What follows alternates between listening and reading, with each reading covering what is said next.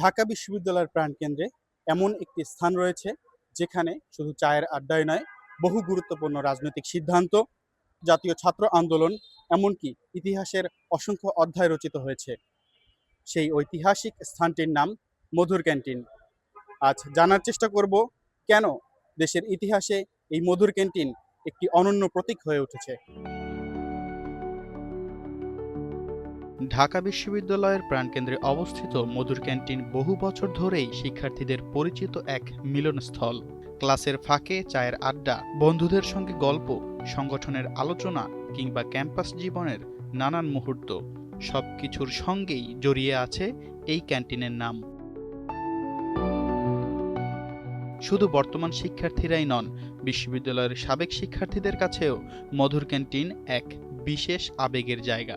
সময়ের সঙ্গে ক্যাম্পাসের অনেক কিছু বদলালেও মধুর ক্যান্টিনের পরিচিতি আর আবেদন যেন একই রয়ে গিয়েছে।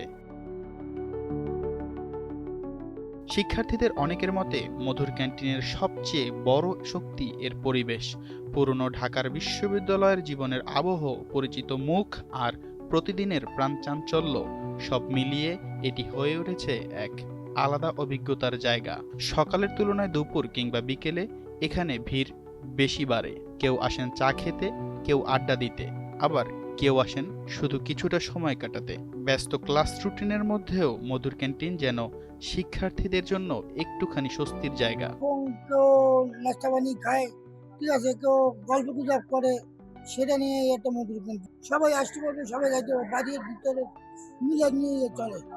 এটা তো মধুর ক্যান্টিন, সবারই এটা ইতিহাস, এটা দেখার দেখার মতন সবারই আনতে আছে।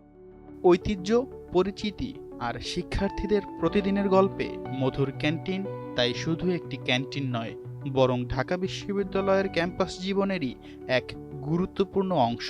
সময়ের সঙ্গে প্রজন্ম বদলালেও শিক্ষার্থীদের আড্ডা আর স্মৃতির এই ঠিকানাটি রয়ে গিয়েছে ঠিক আগের মতোই প্রাণবন্ত।